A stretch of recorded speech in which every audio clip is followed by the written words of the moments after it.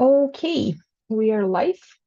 Hello, welcome everyone. Thank you for joining. My name is Masha and I'm one of the members of SOCO, Critical Urbanism Hub that aims to bring closer to the civil society and not only different perspectives regarding alternative ways of seeing and planning the city, both from social and political perspectives. We are organizing non-formal education trainings, online courses and webinars, and conducting research and other. And for this series of webinars, we are partnering with Cooperation and Development Network Eastern Europe, CDN. Igor, please present with a couple of words what you do. Hello, so CDN is the network of young, green and progressive organization in Eastern Europe that is on a mission to empower and support progressive-minded youth in Eastern Europe, and is doing that by capacity building of organization, by organizing educational events on specific topics, and by being the strong Eastern European voice within the European Green Movement and beyond it. Thank you. Thank you, Igor. And our today's speaker for the webinar is Artem Tidva, who is a trade unions organizer, activist of Ukrainian Green Left Wing NGO Social Movement, Соціальний, and researcher of labor movements in the Eastern Europe and Central Asia. He was actively participated in the Maidan protests by organizing, and he will talk to us today more in depth about the events and how the society and NGO sector were together working around these protests to achieve one pro-European goal. Artem, please feel free to start.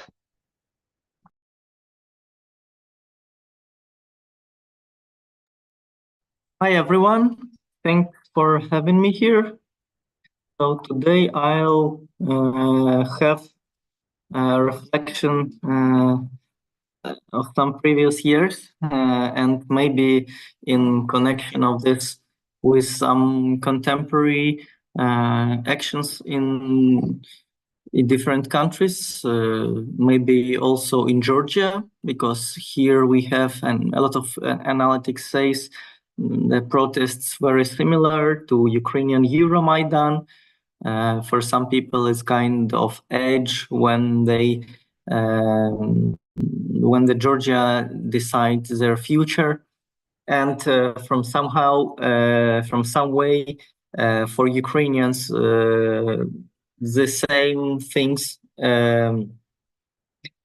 In case of choosing the way pro-European or pro-Russian development of economy and political development will be, was on 2013-2014, and those time it was several hundred of thousands of people taking part in protests on the streets of Ukraine for several months. I think it was a little bit less than for 1.5 years, since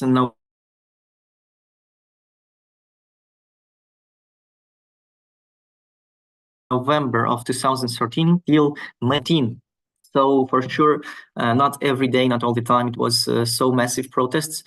Protests were not only in Kyiv, but it started from Kyiv, when our those time president Viktor Yanukovych denied to sign agreement about free trade agreement about association with European Union, it calls that time. It has political and economical part, and some analytics of the left. From the left, were very critical to economical part of this. They say that this kind of agreement is very unequal for Ukraine, that some Ukrainian businesses will export into Europe less than import from the Europe. Some other people say that from political perspectives, it was very progressive in case of LGBTQI issues, in cases of civil society development opportunities, in cases of a lot of other things. And there were several steps of this Euromaidan protests developed.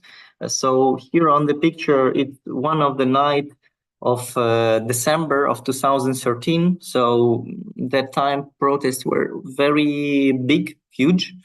You may see here some tent in the left bottom of the screen. It is the main square of Kyiv city.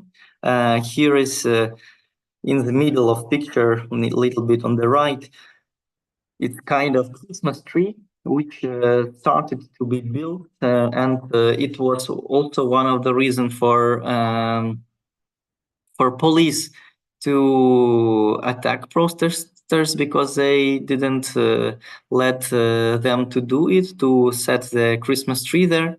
So in late November of 2013, it started from some liberal students who went out of streets with demands to sign.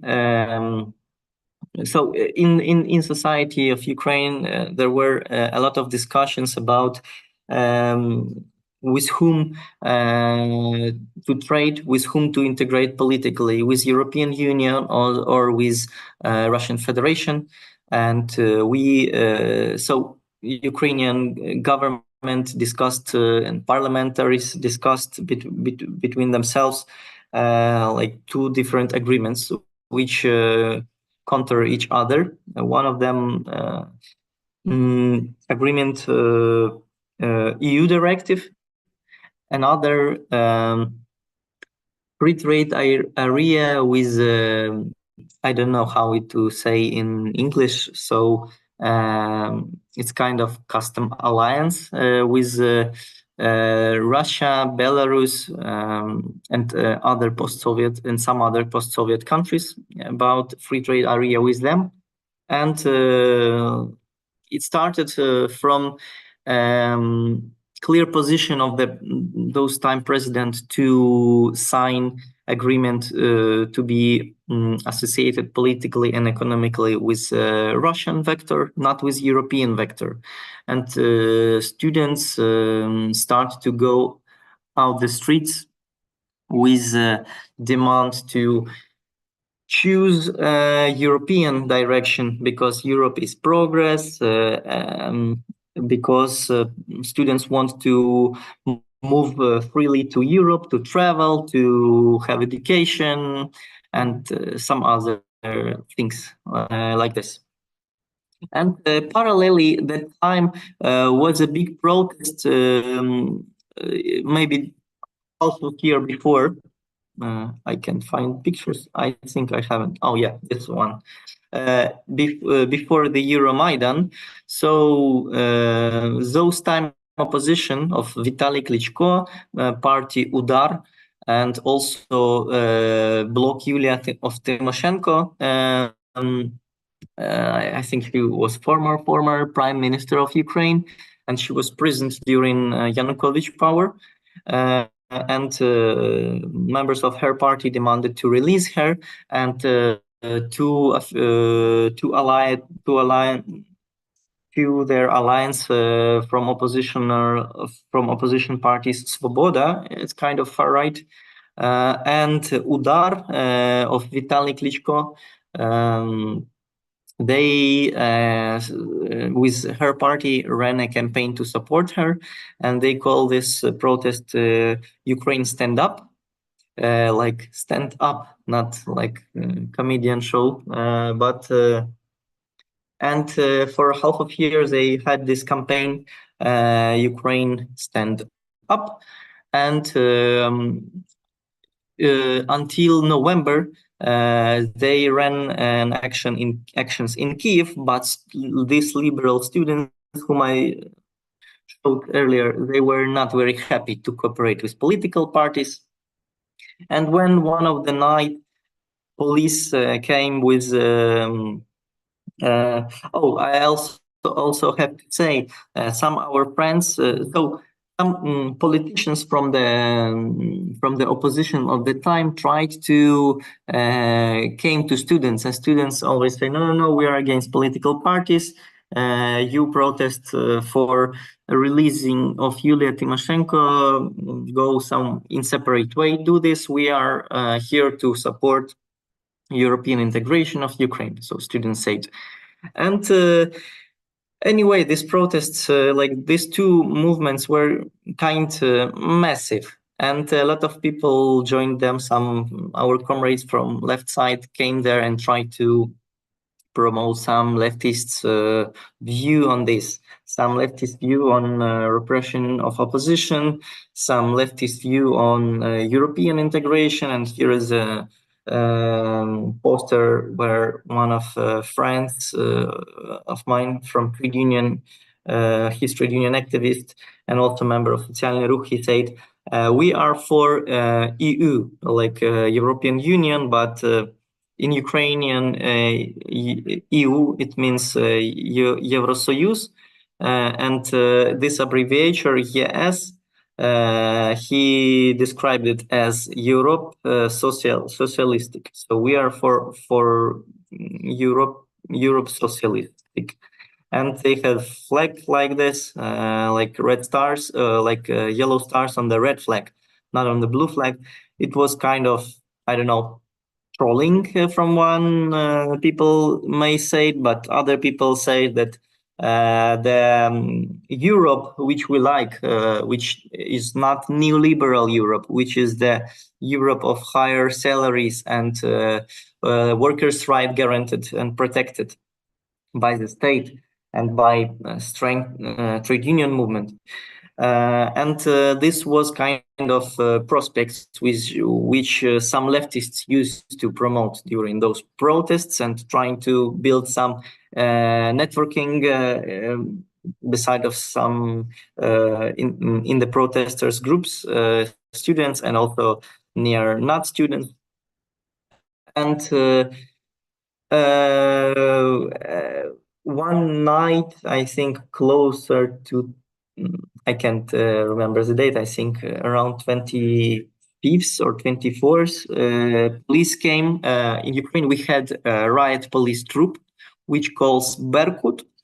In most post-Soviet countries, it calls like OMON or something like this.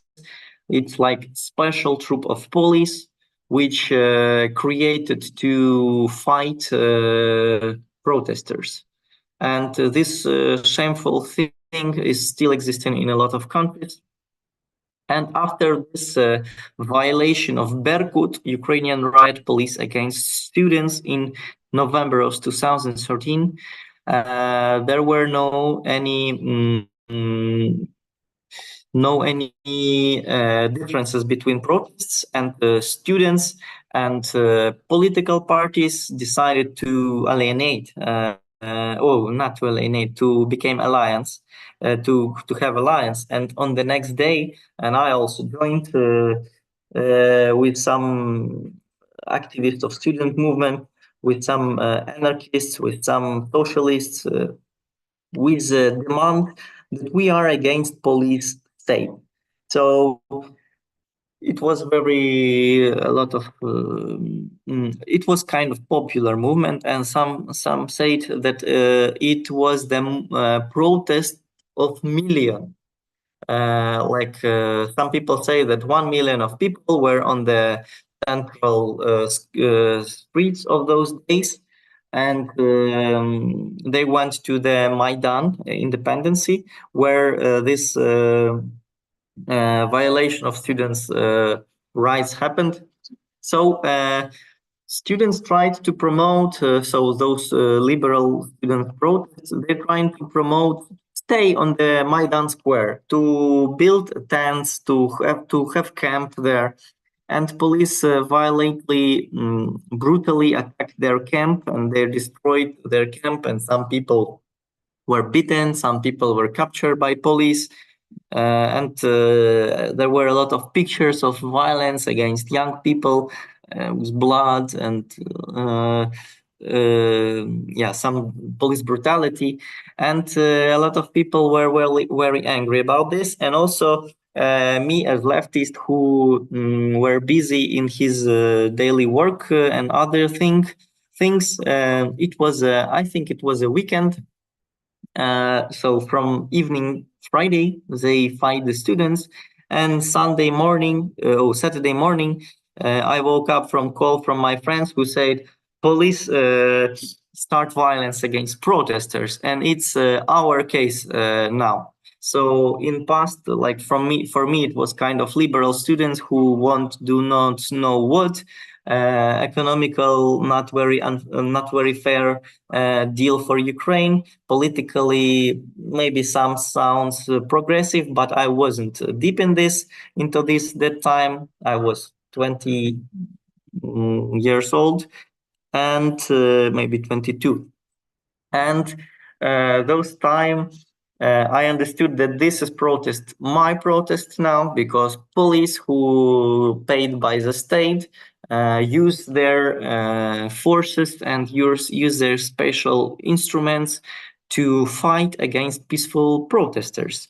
And one of the amount of protesters stopped to abolish the riot police in Ukraine. So this was my demand. This was the demand of million people came to Kyiv, came to streets of Kyiv. Even some people from other cities came there, and it was movement which became massive and which got a sense for more and more people understood like why they have to support, or at least to have some position about things that happening. So it was violence from police was on 24th of November. And some my friends from the left movement, so we came there, million of people, a lot of people. You can't see anything, you can't find anyone.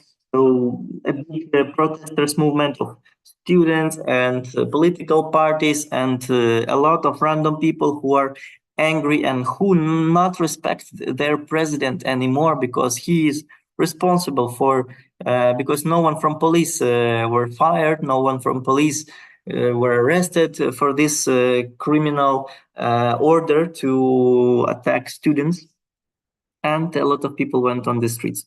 And so you can imagine this big crowd of people, and we are maybe some group of 80 students and leftists from different organizations. We were like, at first we organized some kind of left bloc against violence, against police state. And then this big amount of people came to the central cities, the central center of the city. Some telegrams say that now we attacking, like protesters have to attack. Maybe I think it was before Telegram. It was Facebook time. Some people say that protesters are going on administration of president to capture this, because president is there and we need to ask him what's happening, why he gave this order to attack students.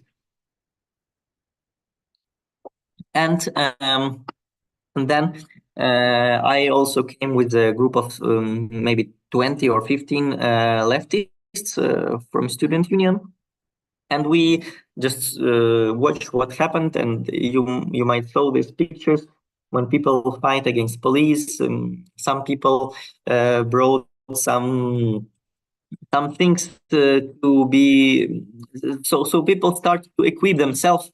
So not like this, it's a little bit later stages, but some helmets, some, I don't know, construction workers helmets, some snowboarding helmets, some bikers helmets, even some Soviet military, which is not very comfortable, to be honest. I wear it once. It wasn't very comfortable. So it's just a metal thing, and if someone will beat your head, it will be double more uncomfortable to to receive punch on this Soviet metal helmet on your head if you haven't something inside of this. So yeah, so people look like this. I don't know, Rangers. It was so. Fight with police started near the administration of president. Even some opposition parties who joined the protest, parliamentarians, and even Vitaly Klitschko came there, and they asked protesters who fight with police to came back on Euromaidan, to go to the Maidan, to the scene, to keep the line of non-violent protest. And Klitschko, so like people shamed him. They say, like, we came here not to sing songs and not to stand on the squares. We came here to stop this criminal president and to stop this criminal regime. And so during December and early January, so New Year looks like that time. And so it was captured by protesters. There were a lot of tents. Some people organized food, and I think on the evening of 25th of November, I had a dinner there with some, I don't know, ham and bread. And so some people like take it from villages, some food, they bring it there. Some people went to supermarket, and I also bought some, I don't know, water. I distribute it with protesters, and a lot of self-organized initiatives were there. And closer, so I think on the until 19th of, so for more than around 2 months, there were street fights with police, and students and not students also captured some buildings on the center. So here we can see conservatorium in the middle. It was captured by the protesters. There is a mayor house, like city administration. It was also captured by protesters. And on this picture were taken from trade union house. It was also captured. So this is trade union house. It was captured. Here is parliamentary library. It was captured. Here is Ukrainian house, and so it was also captured. And our friends, student activists, and we had a place in this Ukrainian house. It calls Education Assembly, or Student Assembly. It calls Student Assembly, and we organized lectures there, and a lot of educational stuff, and also protesters organize Auto Maidan. People who had cars and who can pick someone up and who can bring something like some, I don't know, some things which protesters need. So they proposed some help to pick up someone, and also public transport trying to be down on some days, like municipal state just turned metro off, and it created a lot of difficulties for people to get to their houses. And actually it never made result to make protesters down, but it's calmed down. But opposite, people start to cooperate with each other how to get there. And for sure, a lot of public transport go into the center. So if, for example, your public transport from one peripheral district to other peripheral district, So you used metro for this, and now metro is down in December and in January. You have to use upper ground public transport, and most of upper ground public transport from periferia is going through the center. So it is actually a way how I, on one day in January, I didn't plan to go to the protests, but I came back from the work and I decided to go to the metro. Metro was down, and I went to, so metro was closed, and I went to trolleybus, and trolleybus picked me to the center. So from the center, I walked to another trolleybus to go to my house.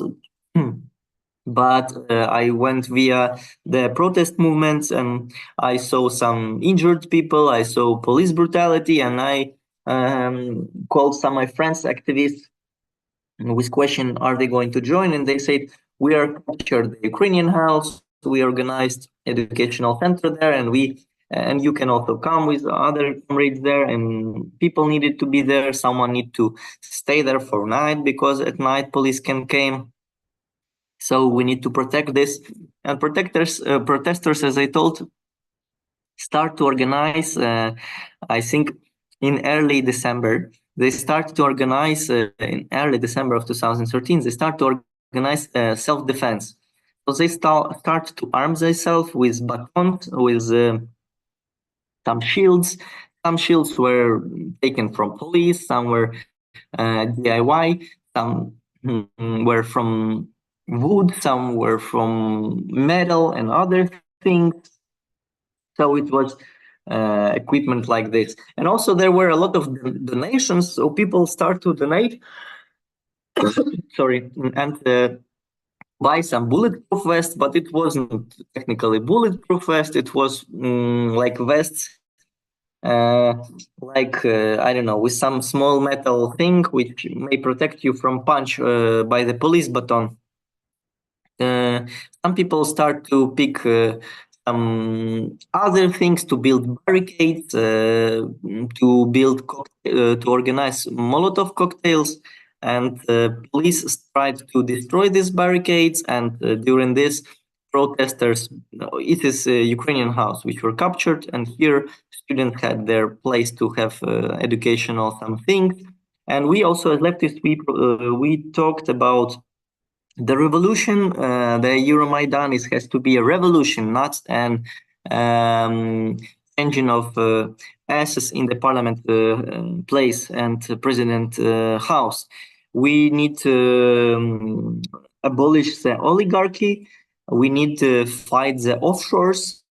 And we had some research until that time, and this leftist idea, we said how much money Ukraine paid every year for the to operate the foreign debt, and we told that if our oligarchs will pay their debts not to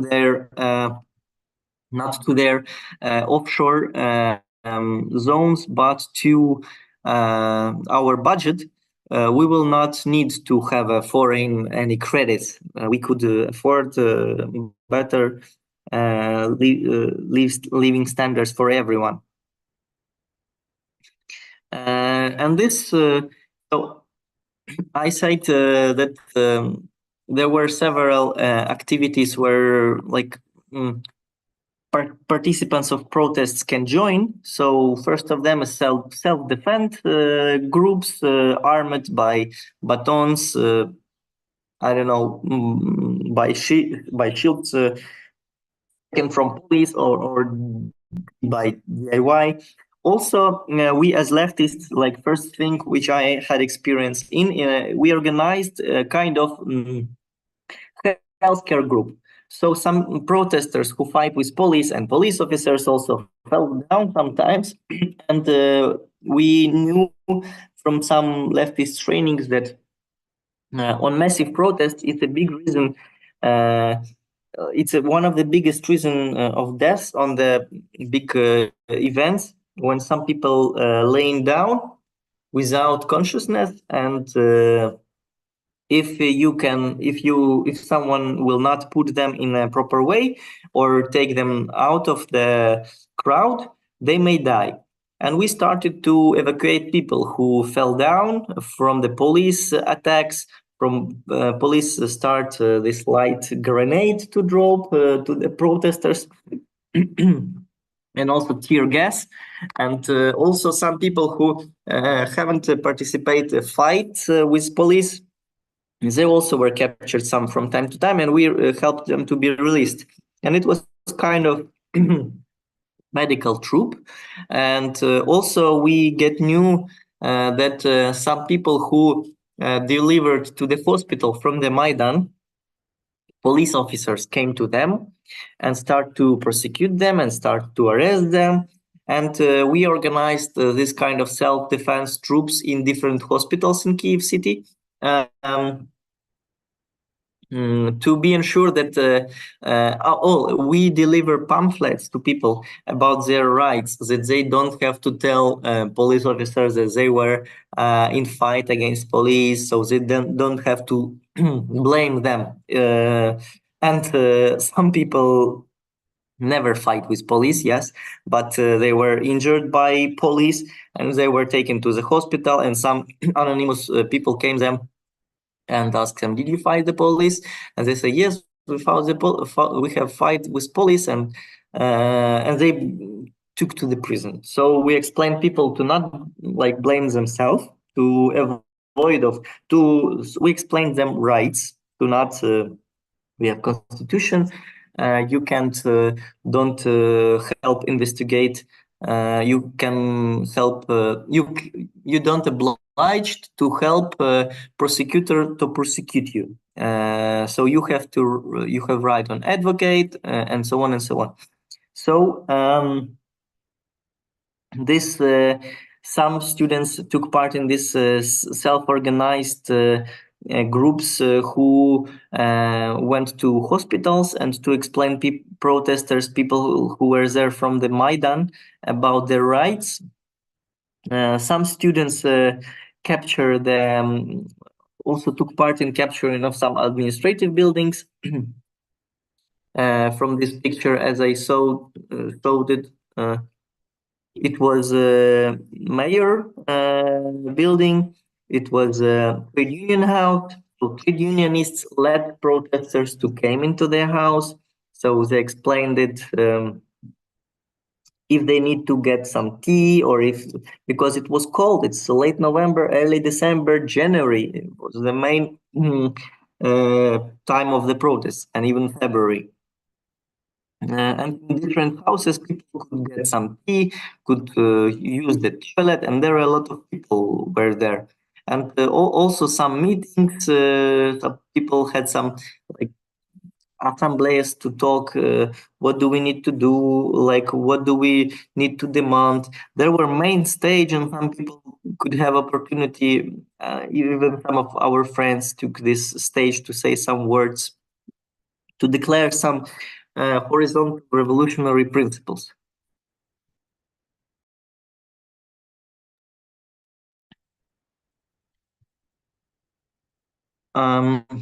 Yeah, so as I told,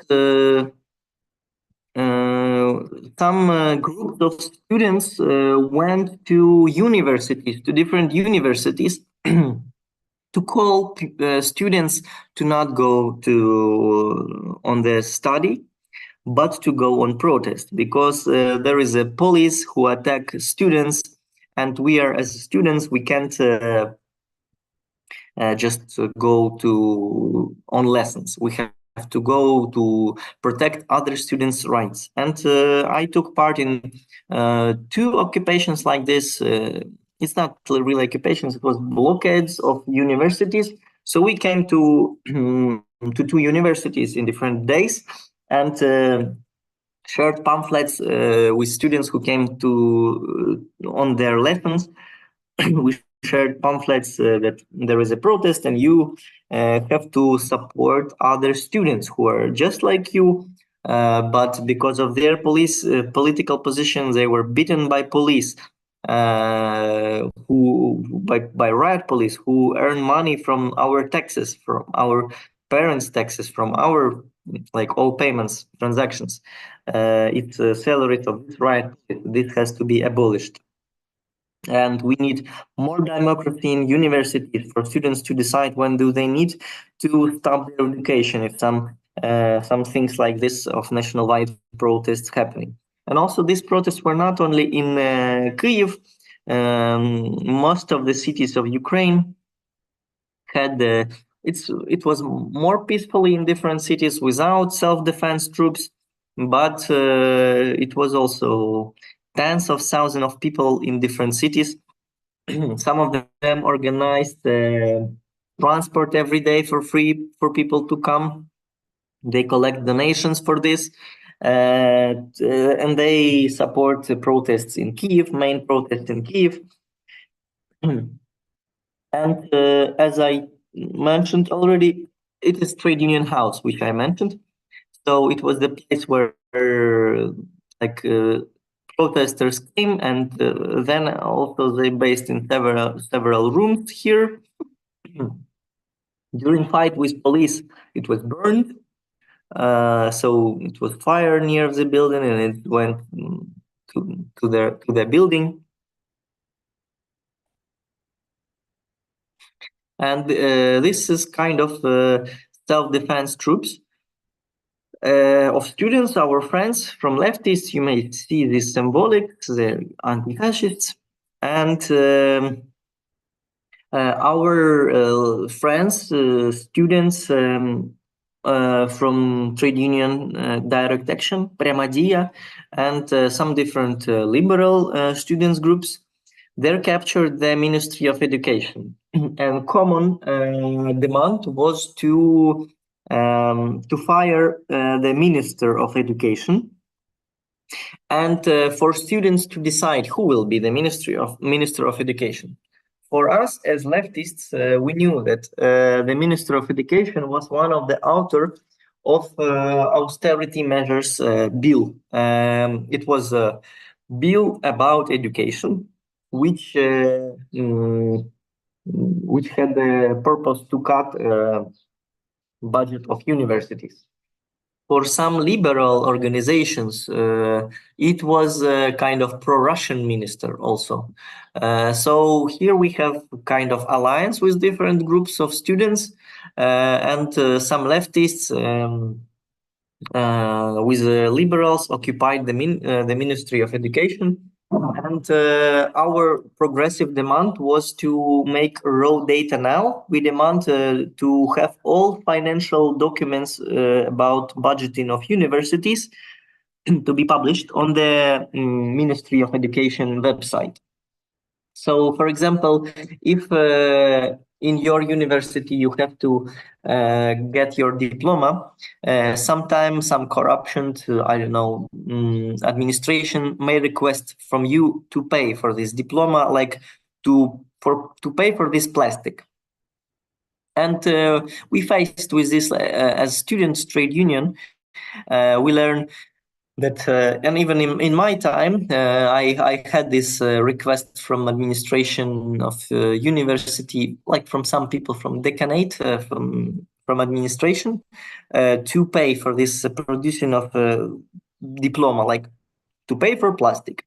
And I checked, I sent request to ministry, is this money were already paid by state or not? And they send me response, yes, this money were paid, you don't have to pay anything. So it was like kind of bureaucracy thing. And we demand as leftists, trade unions of students, we demand to from ministry to publish this. So our demand, like we will release this building if Minister of Education will be gone, and new Minister of Education will be proposed by students, and Ministry of Education will publish every month raw data about all budgeting for every student came to their site and check if their money were already paid by state or not.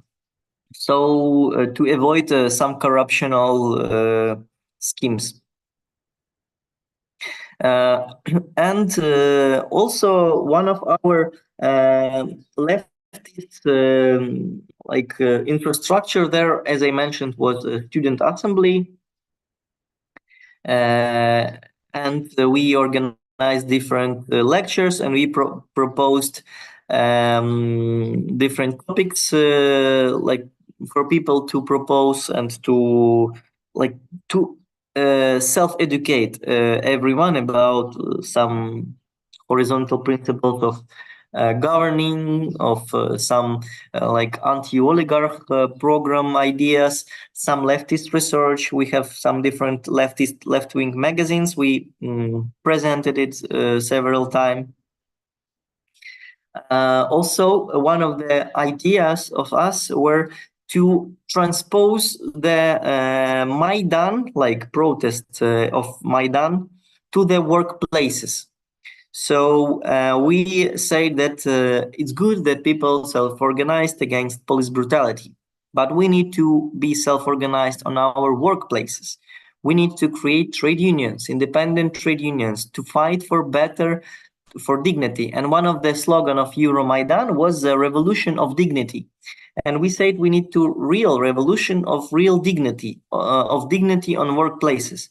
And these ideas we're trying to share with protesters. Unfortunately, leftist hasn't any common program and maybe any political party who could accumulate this all our achievement and participations to build a political power and to come into parliament in the next elections. Because we were very atomized. So anarchists never like socialists because they're too red. Some socialists never liked anarchists because they're too subculture. Some of them never liked feminists because they hate men. Some men were too sexist to sit in the same room with the feminists because they're too liberal bourgeois, and so on and so on. So I think you know. I'm afraid everyone know why leftists can't win just everywhere on post-Soviet space.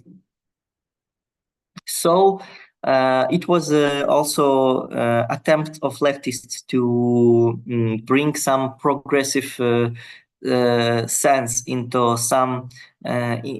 this fight against police brutality, to Euromaidan protests for progress, for dignity.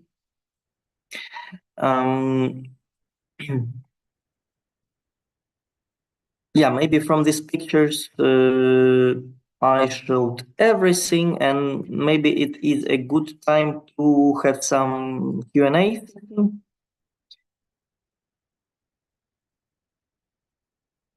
So, maybe also must add, very important thing, that in 1921, so between 19 and 21st of February, several dozens of people were killed by police, by Berkut.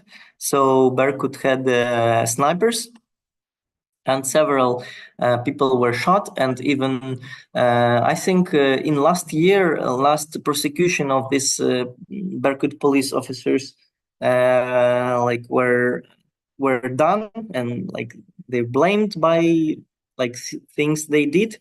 And it was very difficult to find those who blame, is it president was the one who gave order? Why this police officer made this criminal order to be done because it was illegal? So yeah, so it was a long story. And this also this killing of so there were 3 stages of radicalization of Euromaidan.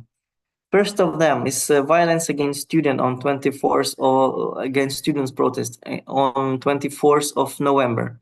People understood that police exists to fight peaceful protest. Then people start to self-defend themselves, to capture the buildings, administrative buildings, and to demand of the government to go out to have emergency re-election. Second one was when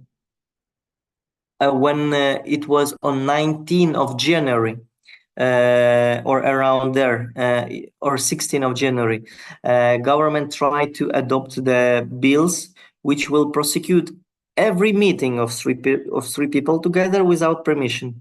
Every 5 cars which go in one for each other in one line without permission. They kind of similar law like foreign agents law, like to all NGOs to made extra reports how they earn their money, how they receive the money. So for sure they doing it, and banking things are transparent. But if you want to make more difficult for civil society to exist, you oblige them to make some extra reports, and you blame some independent media like foreign agents like in Russia. And some people became alienated, like something came from outside. And third one is killing of protesters on 1920 of from 19 to 21st of February. And so each this stage made protest new round. So more people came there and stayed there. Then some people go homes, and something else happened, and people mobilized and they get back, and so on and so on. So it was kind of 3 stages, and after last one, president fled, and there decide to have emergency government, and it started to negotiate with protesters, and later Ukraine signed agreement about Euro association. That's my not short presentation. Thank you a lot for all the inputs. It was probably very difficult for you to remember things that happened more than, well, a decade ago. We have some questions. So you were mentioning these 2 fractions, pro-governmental and anti-governmental, but I also read that there was a 3rd fraction, which was anti-governmental and at the same time anti-protest. So people who didn't support the decision of the president, but still it's some socialist party and other seemingly left organizations, if we check the names, like Progressive Socialist Party, Communist Party. Can you tell a bit more about this? So what was their position exactly? If it was not, pro-EU or pro-Russia, what did they want to tell us with their position? Yeah.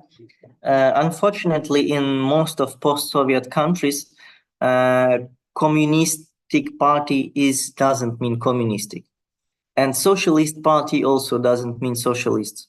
And unfortunately, Communist Party of Ukraine, never worked with any workers' collectives. So it was kind of bourgeois party, which had dozens of alliance with those time state government party, and they're voted without any doubts about all simplification of tax avoidance for oligarchs and so on and so on, and for neoliberal processes and for austerity measures.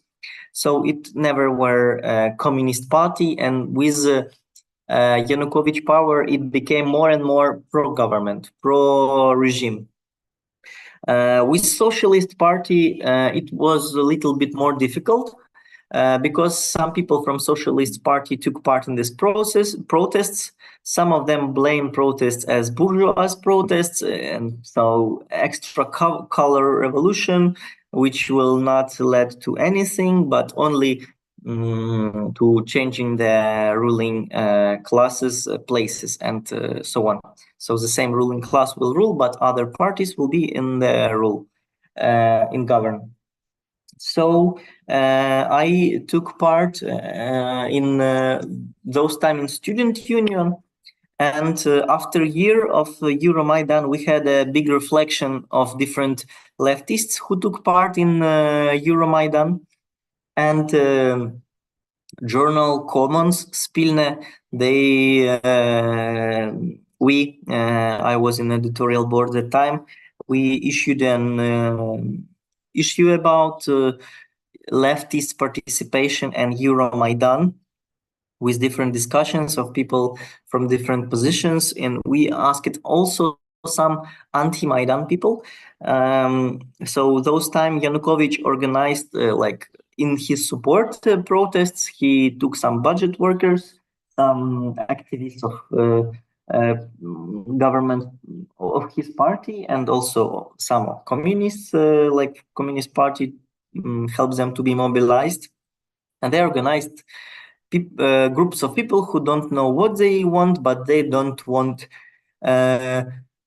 Western imperialism here. They don't want to fight against Russia. They don't want to sign agreement with European Union. They want to sign agreement with Russia.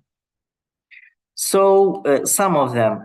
So it was also very if you'll ask someone what are they doing on the protest, they will never tell you, because people just got some of them, I think most of them, got paid for this. And this protest, when people get there for money, they look very different. So when people trying to help each other, or when people very close and it looks very unopen. So it looks like very closed society of people who came there by buses from regions, very poor people, unfortunately, who are afraid to say something on camera or anything to say. So they have no political positions. They were put there just to protest, taken from their workplaces. Some teachers in village school. It was the face of anti-Maidan, and some people from very industrial region, from the oligarchs companies. In 2015, we had the conference of the leftists from different groups, and we decided to organize a left party. After our reflection, we understood that leftist has a common leftist body, like political subject, and it is the reason why right-wingers, they had right sector, правый sector, and they could canalize all political benefits, all political information which people heard about them. And leftists and anarchists, and even I took part in this anarchist troop, you'll never find any news about this. So only some leftists wrote about this anarcho-sotnya, squad of anarchists and leftists, yes, and right-wingers, they had the media who talked about them, and it was I don't know, for media maybe it's catchy, they're hooligans, they're bad guys, but now they're good guys. It's good story for us to share. So it was things like this, and they became very popular. And some politics say that in next parliament, so during Euromaidan stage, they say we will bring football hooligans, people from the streets, to the parliament. And I'm not sure that anyone from football hooligans came to the parliament, but some people used this, and far right wingers got some people who helped them. So sometimes leftists and far right have some fights on the street, and right wingers had some MPs from different parties who came and helped them to be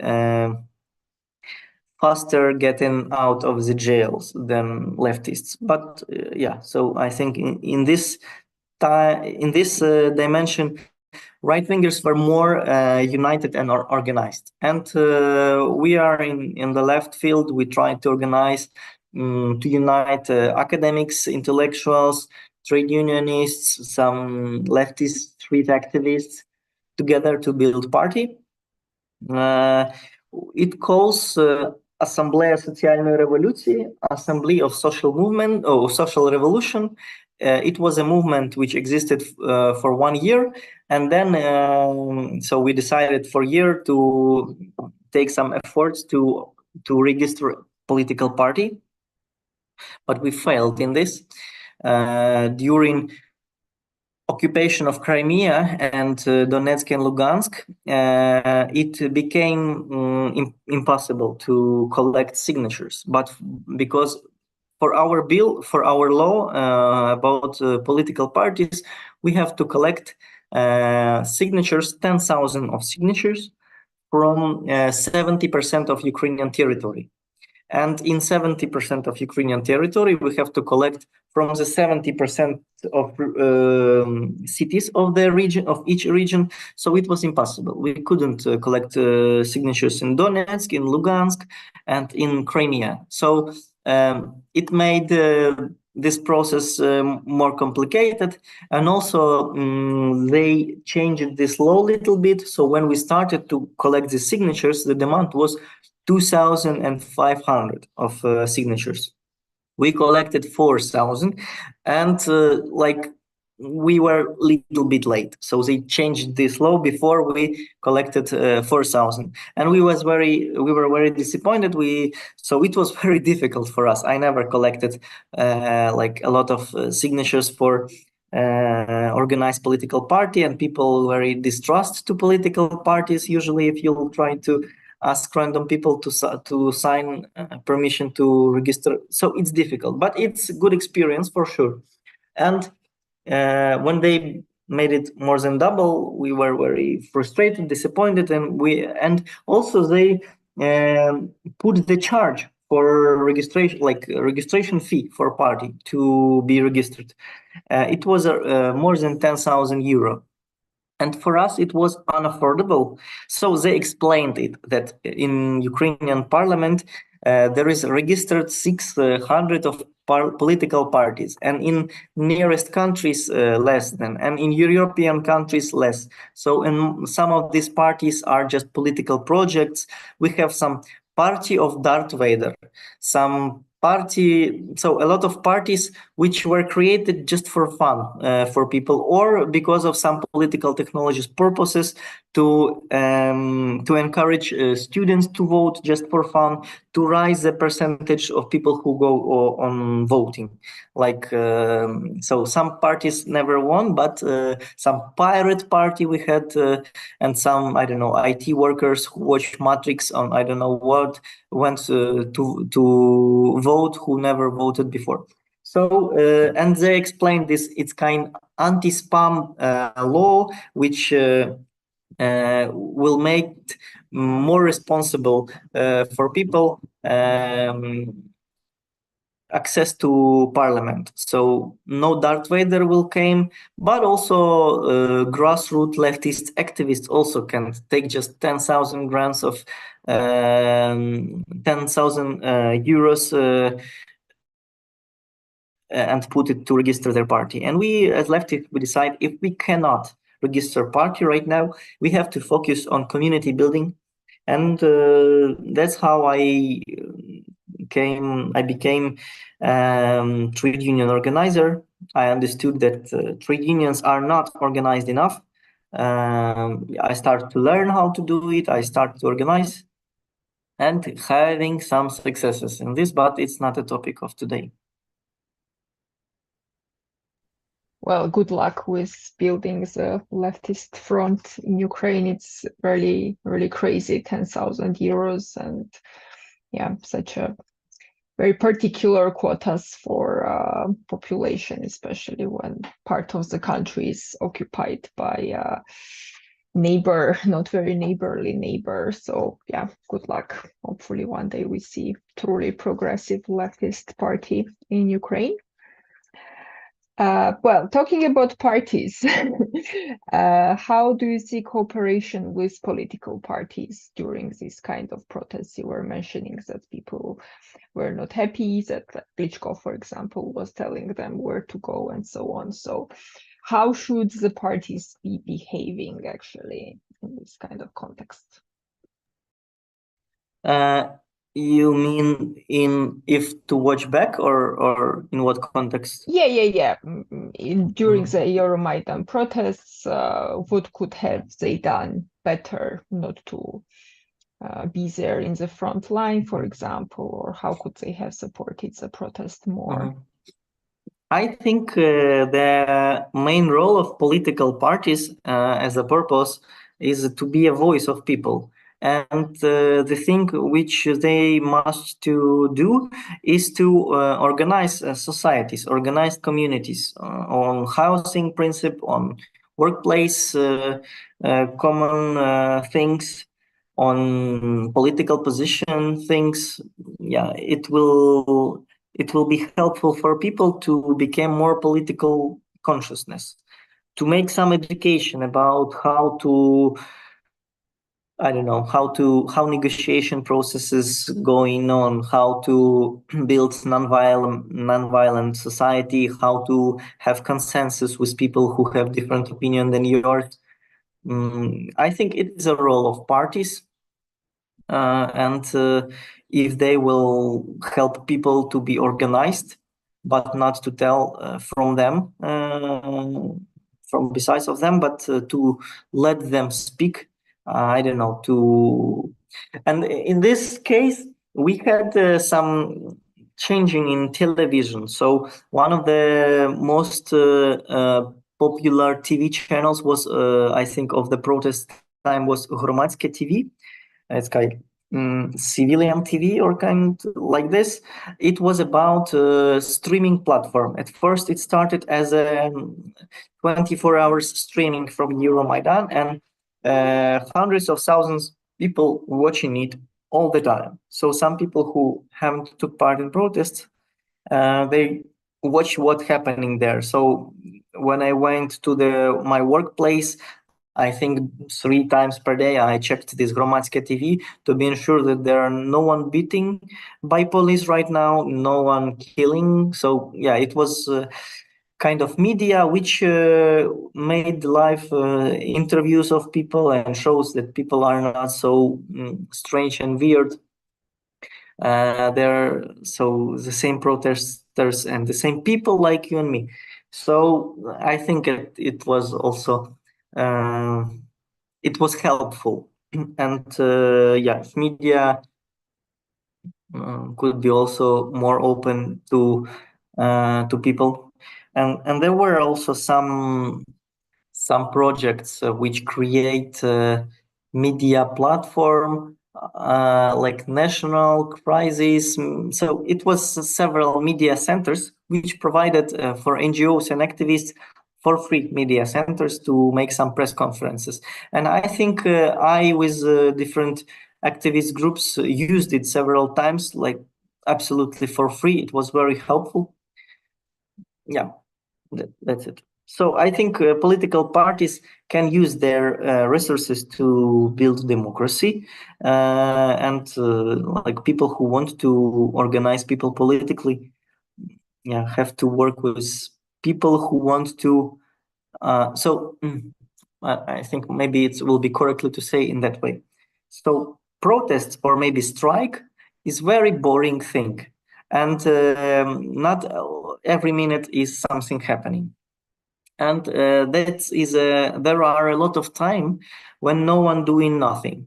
Some musician like Ruslana playing guitar and singing on this stage, it's not very interesting for people, and they want to change something. They want to know how to change. They want to educate themselves. So I think education was a good idea for us to do, and some our horizontal ideas about consensus, about nonviolent education, about self-organizing on workplaces, and some international political education. Some people, like I mentioned, state that Europe, which we want to achieve, is leftist Europe. Like in most countries, like ruling parties are leftist. Like it was at those time, and we told about Syriza, Podemos, and so on and so on and so on.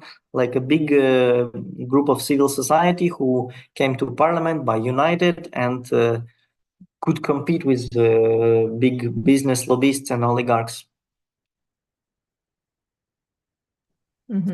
Thank you. Well, as a follow-up, I will ask you a question about educational activities on this kind of protests, and then we'll go back to other questions. So what is the value of these educational activities? You mentioned already, but maybe you can go more in depth. What were you talking about? How were you organizing these activities? Who was coming there? Were people changing their minds, let's say, and getting things from these educational activities, and how much is it possible to, concentrate on education when there is Berkut running around the city? So as I told that protest or strike, sometimes it's very boring place, and there are thousands of people who came to Kyiv those time every day.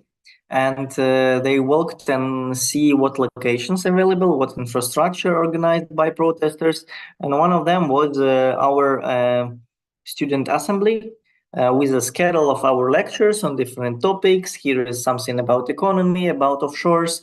Here's something about international policy. You can come, listen, talk. You can also propose some your ideas, and some people propose their ideas.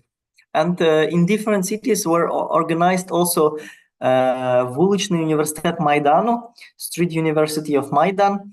I think some not big political parties took part in this. I think some of them became into parliament a little bit later, or not, or just were marginal, not enough to become into parliament. So from some small cities. And from our educational activities, I know some people who organized trade union after this. Some doctors, some dental workers. I know the guy who is his friends who took part in protests of Euromaidan, went our lecture, and after this he tried to organize a trade union. He asked us what to do, how to do, and so he said that I'm dentist. I receive some budget to make some operations with patients, like for free to old people and pensioners, and for money for people who can pay. And sometimes I have not enough money, which has to be guaranteed by state, and I don't know how to fight for this, what to do. And we say you need to organize trade union and to request to speak with administration more formally, with the local power, and so on and so on. And he started to organize, and a lot of people support this idea. Also, it was a movement of municipal drivers at that time who also came, and we told them about need to be self-organized to achieve their demands, and they say that they have salary payments delay for several months, and they had the general strike in Kyiv city for, I don't know, maybe one day, and they got their salary at a time. And some of them started to organize independent trade union. We also supported them in this. For us, it was a practice of our, leftist ideas on their opportunity to survive. Like it's when we are talking about masses, about people, and never talk to people, but talking to each other in small sects, it means that our ideas can't live, can survive. And when we go outside to talk with people, we're changing a little bit our symbols, we're changing a little bit our approach. We understood that we don't need hammer and sickle on our heads to talk to workers about workers' rights, actually. And some other people who have a lot of attributes, red flags, and so on, not really interesting in representation and support of workers, people, because they have other class interests. So yeah, for me it was kind of networking with different people who are going to do something, who are ready to who are worrying about civil society destiny, about country destiny, and who don't want to stay aside but want to engage and participate in somehow.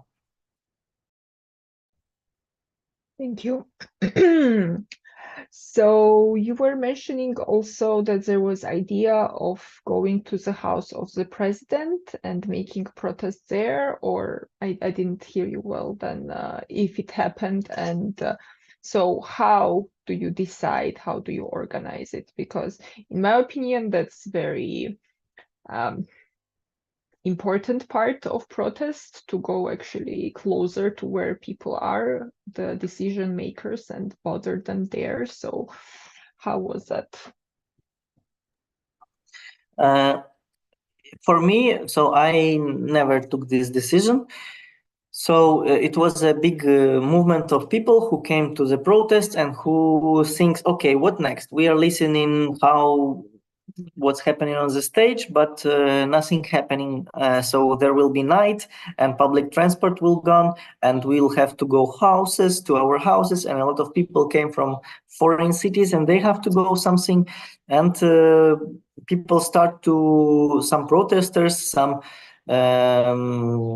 NGOs start to look where we can place people. So actually in my house, we rented, we had commune with comrades. We rented a big flat in the center of, not really center, yeah, but in Kiev, and we placed several people who came to the protests, like maybe for a few days, so maybe 3, 4, 7 days maximum, and different group of people came to us. And on our student network, we knew that some other people going to come and some other people going to host. And this decision to occupy administration of president, I don't know who proposed it. I heard only that first building were captured was mayor building,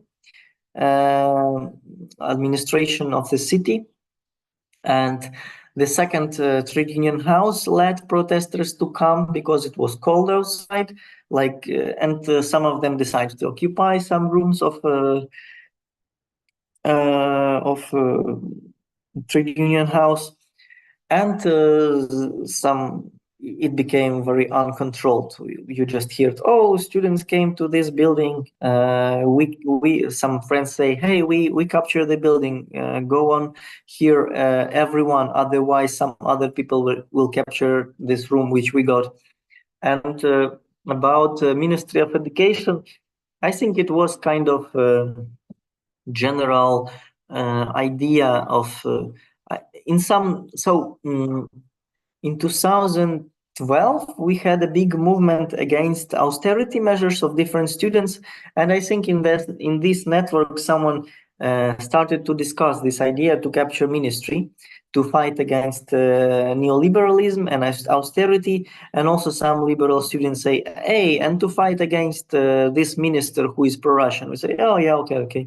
And so those time, like pro-Russian for us, it was kind of tricky, but we haven't war with Russia. So for us, it was, okay, this guy is weird, but like he's a human being and so on and so on. So for us, it wasn't like a big red flag on the person. It was just someone who had different positions. So we hated this minister, not because he was pro-Russian, but he was neoliberal and pro-business. And some of our movement, also people say that we need to develop more Ukrainian culture, and like Ministry of Education can't speak in bad Ukrainian, it's nonsense. Yeah, for other people it was okay, people speaks 2 or 3 languages in our country. So I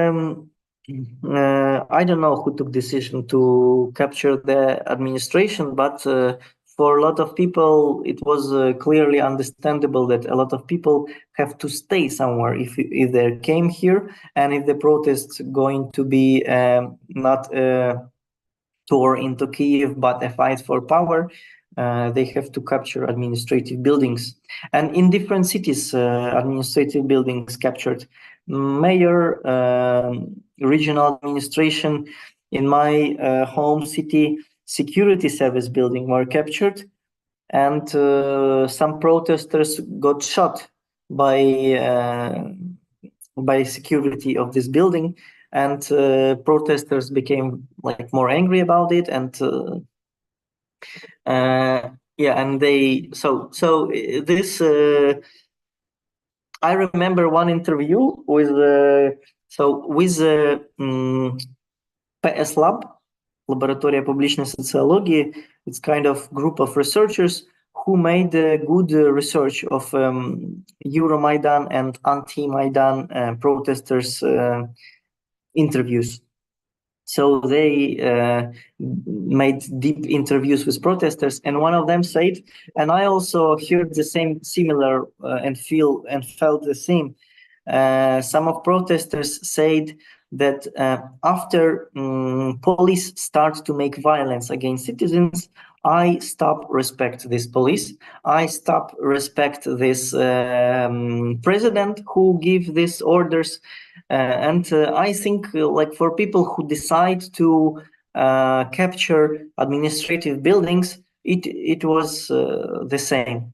So we understood that this system uses all to keep this power. Even blood is not the reason for them to stop. Even the issue to beat someone is not, and even to kill, if we saw it's later.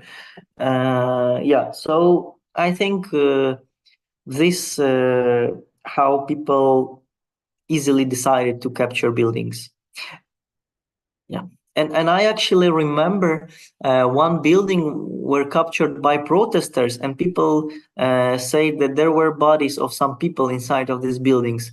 So police who beat someone, and they put people inside of this building, and some protesters, so they hide them because it was a big massive protest, and some people died there. So I remember in this library, which I mentioned, parliamentary library, when protesters came there, they found at least several dead bodies there. And they say that they tried to hide it, but we beat them out, and police get out, and we call the ambulance, and so on and so on. So I think when we had this slogan, if more radical your repression, more furious our resistance. And I think this kind of idea justified for a lot of people, like things like capturing of administrative buildings. Yeah, in comparison to the police violence, this is usually nothing. It's just a building. Last two questions that I'm gonna unite, and they are actually nicely fitting into the flow. So what are the steps of occupying governmental building, and where do you build barricades strategically in the city? Can you repeat the first part? What are the steps of occupying governmental buildings? Mm-hmm.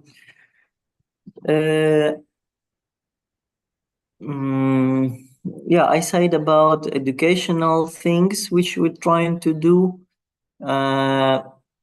making networking. It was what was done by us with different groups and even with different organizations. I think was one of our purpose.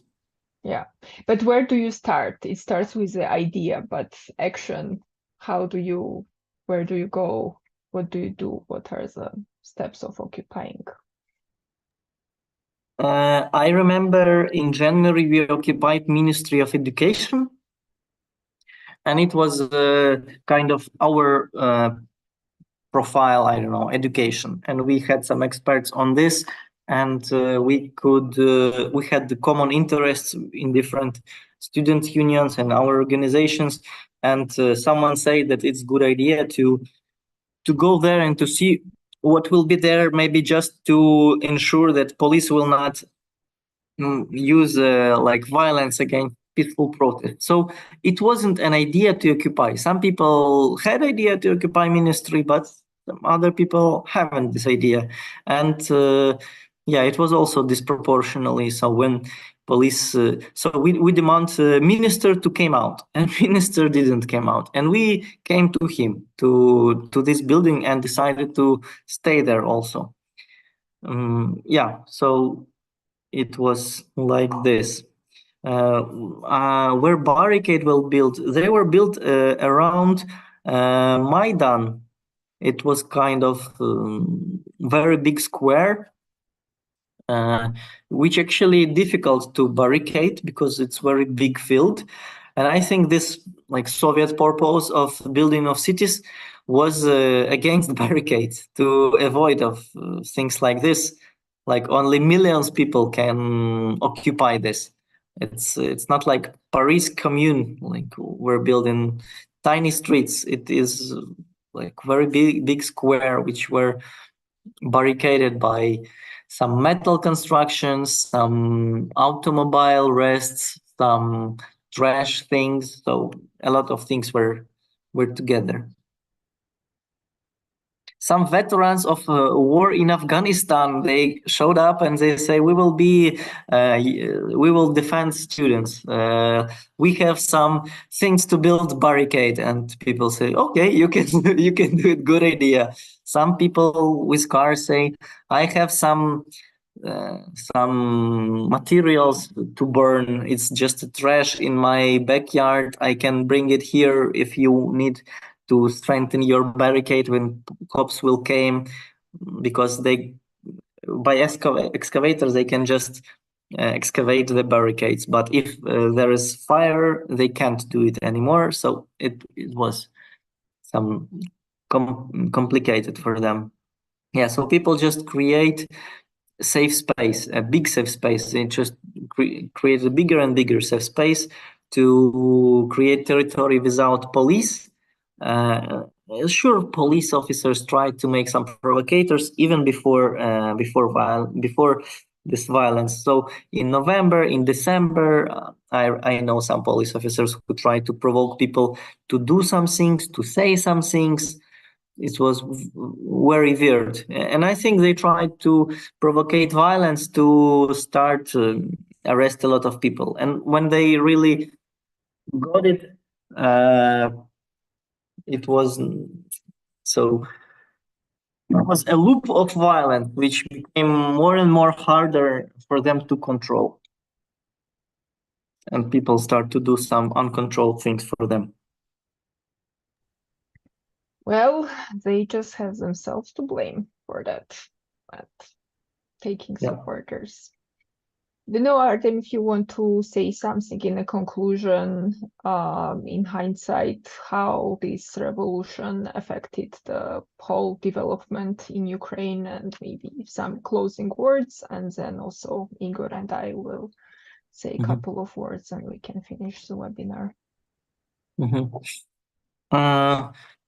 I don't know how it impacted on whole society.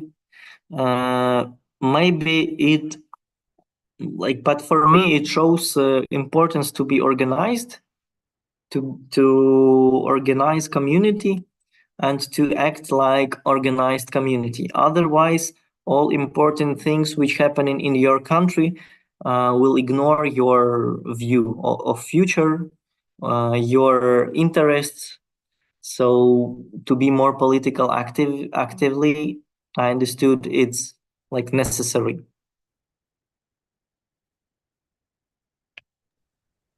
And most importantly, you also achieved the goal, even though with a lot of fight and even deaths. And Ukraine, even though there is now war in Ukraine, it is on the way of becoming a member state of EU, which we know, even though EU is not perfect. Yeah, I totally agree with you. It's of course it's not something to discuss that it's better than being part of Russia, which is just imperialist autocratic state. Thank you so much. Good luck, sending strength to Ukraine and to you and all the people who care for the progressive development of our countries. Igor, would you like to say a couple of closing words? Thank you. I just joined. Thanks for the very interesting presentation. And so, like, we as CDN also will be like still supporting within the Green Movement as much as we can Ukrainian resistance against Russian imperialism. Thank you again. Slava Ukraini. Героям слава. Thank you. Thank you. And yeah, this was the last webinar of the series. Thank you everyone for joining us, and we hope that everybody will find something useful in these webinars, even though, yeah, it is sad that we have to still every day, every year fight for our rights in most of the countries in the Eastern Europe and the world as well. Thank you and bye. Thanks. Bye.